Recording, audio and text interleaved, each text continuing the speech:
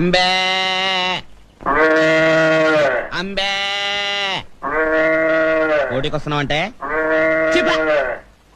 అంబే అరిచేతులు ఉవ్వోగేదో తెలియక చస్తనా అయినా అంబాయేంట్రా? మా తాతల కాలం నుంచి అమ్మ అనటం మామూలు అయిపోయింది, అందుకని వెరైటీగా ఉంటుందని అంబే అంటున్నాను.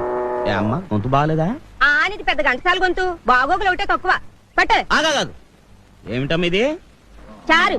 ఈ చారులు పులుసులు నా బాడీకి అంతగా పడవు.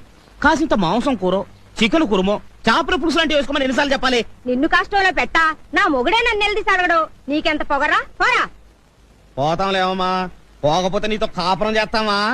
నీ ఇల్లు కాకపోతే 100 ఇళ్ళు. అంబే అంబే అంబే కోటికి వస్తున్నావంటే